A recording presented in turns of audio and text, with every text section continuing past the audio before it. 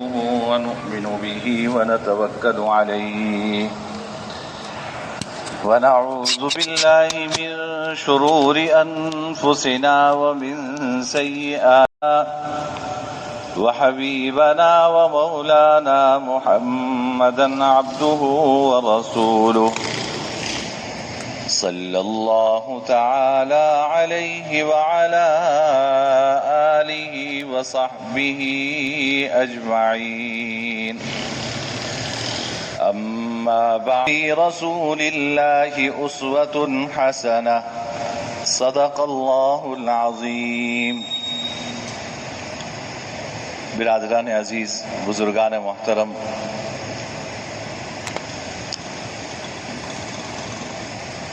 ہر سال یہ کوشش ہوتی ہے کہ کچھ مہینے جناب نبی کریم سرور دو عالم صلی اللہ علیہ وسلم کی سیرت پر گفتگو کی جائے.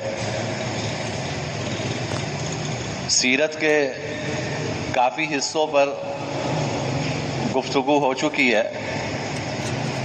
پچھلی مرتبہ پچھلے سال جناب نبی کریم صلی اللہ علیہ وسلم کی ولادت سے لے کر آپ کی بعثت تک پر تقریباً 2 سے 2.5 مہینے جمعوں میں گفتگو کی گئی. آج سے میرا ارادہ یہ ہوا کہ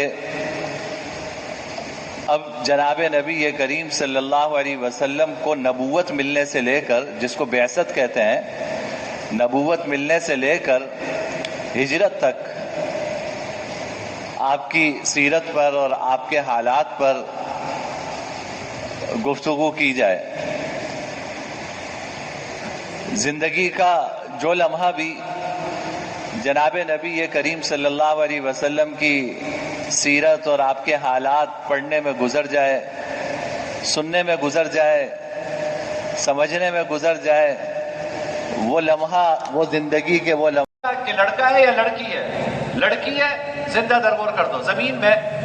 یہاں تک کہ بعض روایات میں آتا ہے کہ پیدائشی ایسی جگہ ہوتی تھی کہ لڑکی ہے تو کہہ دیا جاتا تھا نیچے گڑا ہے اسے پھینک دو بس اور مٹی ڈال دو. ایسے ماحول میں جناب نبی کریم سرور دو عالم صلی اللہ علیہ وسلم پروان چڑھے. اس ماحول میں رہتے ہوئے برائیوں سے بچنا اور اپنے آپ کو بچانا آسان نہیں ہے. لیکن اللہ تعالیٰ کو چونکہ آپ کو نبوت کا شرف عطا فرمانا تھا، اس لیے اللہ تعالیٰ نے بچپن سے آپ کو ان برائیوں سے محفوظ رکھا. حضرت علی کہتے ہیں میں نے آپ سے پوچھا کہ یا رسول اللہ کبھی آپ نے کسی بت کی عبادت کی؟ رات کا وقت ہوا تو میں نے اپنے ساتھی سے کہا کہ یار کہیں دور سے نا کہیں گانے بجانے کی آواز آ رہی ہے، کہیں دور سے گانے بجانے کی آواز آ رہی ہے، تو ذرا میں سن کے آتا ہوں. تو آپ صلی اللہ علیہ وسلم فرماتے ہیں کہ میں بکریاں اپنے ساتھی کے حوالے کر کے آواز کی سمت میں چلا. ایک گھر سے گانا بجانے کی آوازیں آ رہی تھی. میں نے سننا چاہا کہ میرے اوپر بے ہوشی طاری ہو گئی، میری آنکھ بند ہو گئی. اور جب صبح میری آنکھ کھلی تو نہ کوئی گانا تھا نہ باجا تھا. میں واپس آیا، میں نے اپنے میرے ساتھی نے پوچھا کہ کیا گانا سن کر آئے؟ میں نے کہا کہ کیا گانا سنتا، مجھے تو پتہ ہی نہیں چلا. میں گیا، میرے اوپر ایسی نیند طاری ہوئی کہ مجھے خبر ہی نہیں ہے، میں ابھی سو کے اٹھ کے آ رہا ہوں. آپ صلی اللہ علیہ وسلم نے فرمایا میں نے 2 مرتبہ یہ کوشش کی لیکن اللہ تعالیٰ نے میری حفاظت فرمائی. ابھی نبوت نہیں ملی تھی، آپ کو نبوت نہیں ملی تھی، لیکن اللہ تعالیٰ نے بچپن سے آپ کی حفاظت کا یہ انتظام فرمایا تھا.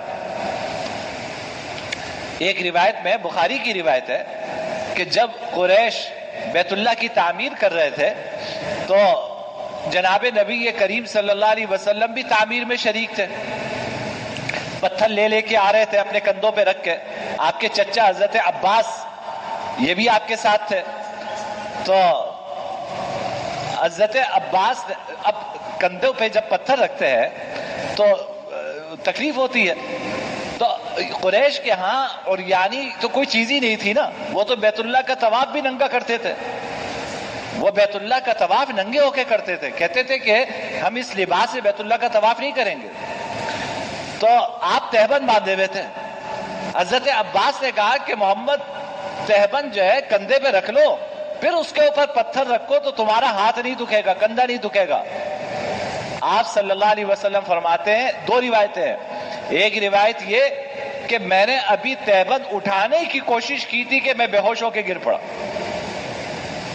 اور دوسری روایت میں فرمایا کہ میں نے ابھی تہبند اٹھانے کی کوشش کی تھی کہ میرے سامنے اچانک ایک لئیم شہیم شخص آ گیا، اس نے مجھے اشارے سے کہا کہ ہرگز ایسا مت کرنا۔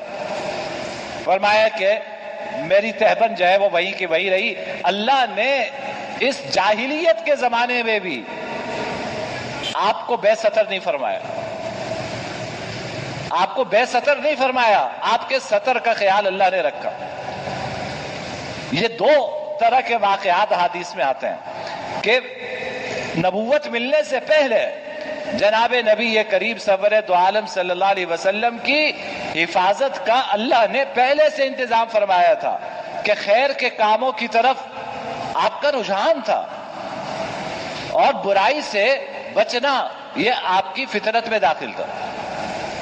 چنانچہ جب پہلی وحی آئی آپ صلی اللہ علیہ وسلم پر، ابھی تفصیل سے اگلے جمعے بات کروں گا اس پر، تو وحی آئی جب آپ پریشان ہو گئے، آپ پریشان ہو کے حضرت خدیجہ آپ کی اہلیہ، آپ غار حرا سے گھر پہنچے اور کہا زملونی زملونی، مجھے چادر اڑا دو چادر اڑا دو، سردی لگ رہی تھی آپ کو۔ تو حضرت خدیجہ نے چادر اڑا دی۔ جب طبیعت تھوڑی سی بہتر ہوئی تو حضرت خدیجہ نے پوچھا کہ کیا ماجرا تھا؟ تو حضور نے فرمایا صلی اللہ علیہ وسلم کہ اس طرح ایک شخص آیا تھا غار حرا میں اور مجھے یہ سکھا کر گیا۔ تو حضرت خدیجہ بھی پریشان ہو گئی، لیکن کہنے لگی کہ میں نہیں سمجھتی کہ اللہ تعالیٰ آپ کو کوئی نقصان پہنچائیں گے، آپ کو کوئی نقصان پہنچے گا، میں نہیں سمجھتی۔ حالانکہ دیکھو اس وقت اسلام آیا نہیں تھا، ابھی پہلی دنیا میں کوئی مسلمان نہیں تھا، صرف جناب نبی کریم صلی اللہ علیہ وسلم پر ابھی پہلی وحی آئی تھی، بقیہ کچھ نہیں آیا۔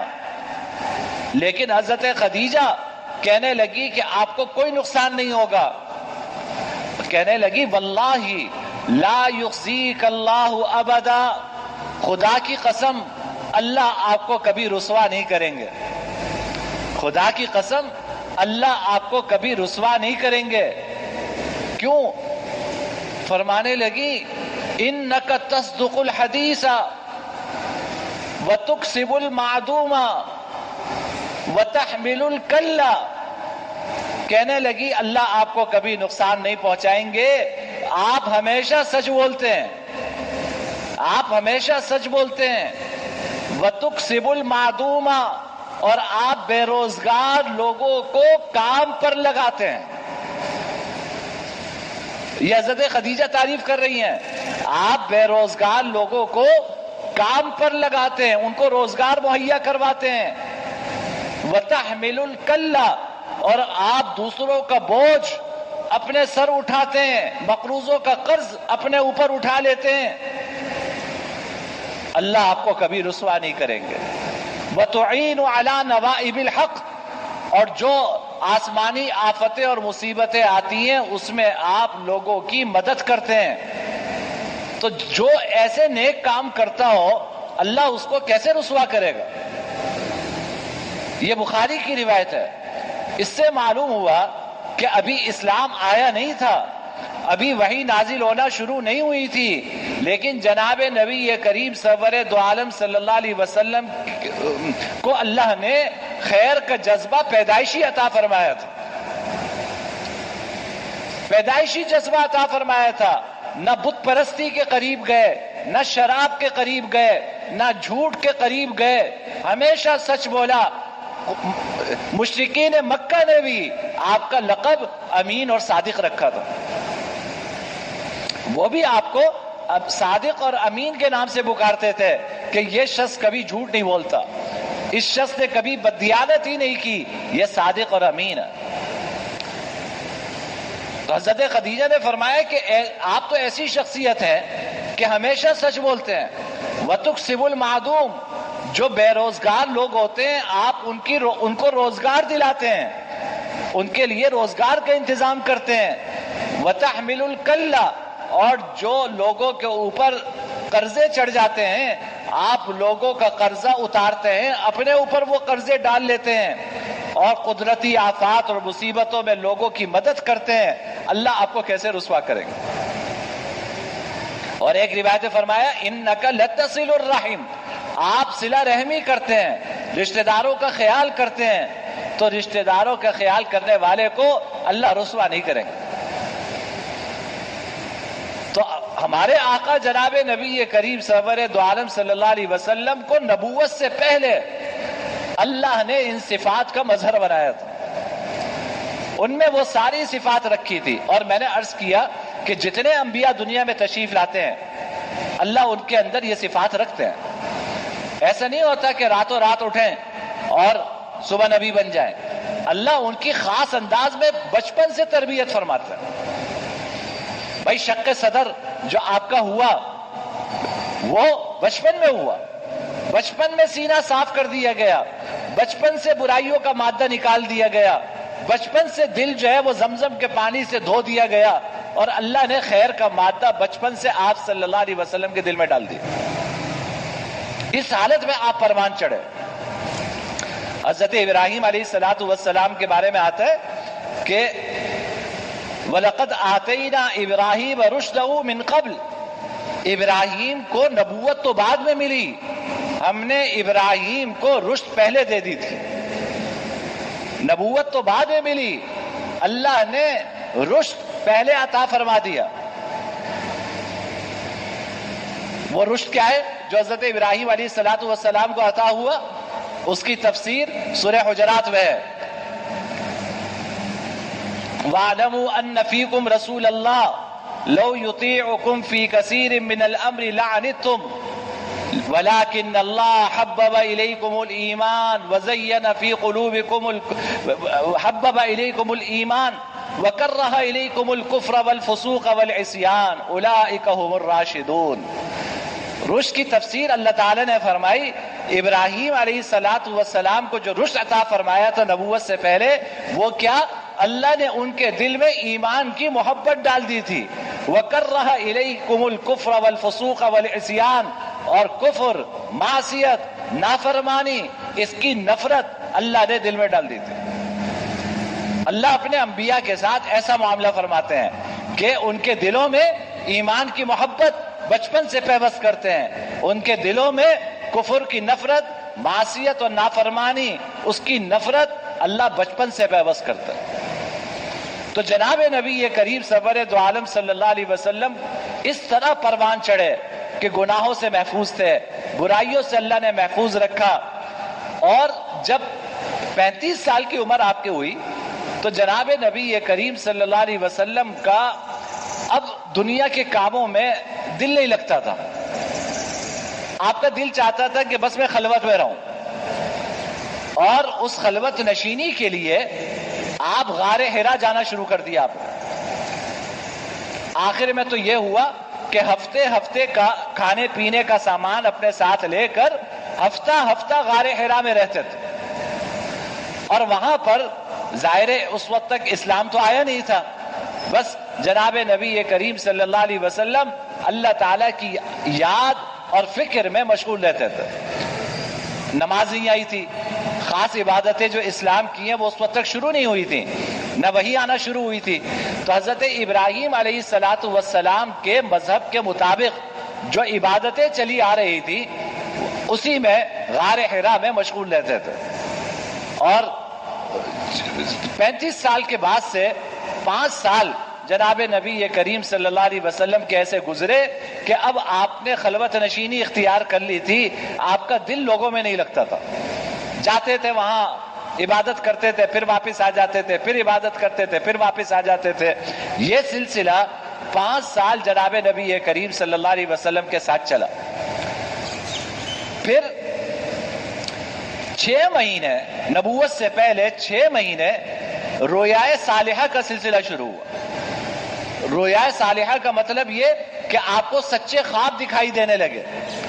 یعنی آپ جو خواب دیکھتے رات کو صبح اسی طرح کا واقعہ پیش آتا. جو خواب دیکھتے صبح اسی طرح کا واقعہ پیش آتا. تو 6 مہینے ان سچے خوابوں کا سلسلہ رہا. یہ ساری تیاری تھی وحی کی آمد کی. یہ ساری تیاری تھی. 5 سال خلوت میں گزروائے, 6 سال رؤیا صالحہ دکھائے, تاکہ اب جو وحی کا بوجھ شروع ہونے والا ہے آقائے دو جہاں سرور دو عالم جناب نبی کریم سرور دو عالم صلی اللہ علیہ وسلم اس کے لیے تیار ہو جائے. تو یہ اس کے لیے ضمیر ہموار کی جا رہی ہے, اس کے لیے یہ تیاری کی جا رہی ہے. جب تیار ہو گئے, اب 17 رمضان کو جب آپ کی عمر 40 سال تھی, اللہ نے وحی کا سلسلہ شروع فرمایا, اور اللہ نے یہ اسلام کی دولت جناب نبی کریم سرور دو عالم صلی اللہ علیہ وسلم کے طفیل ہمیں نصیب فرمائی. بقیہ بات انشاءاللہ اگلے جمعے کریں گے. وآخر دعوانا الحمدللہ رب العالمین.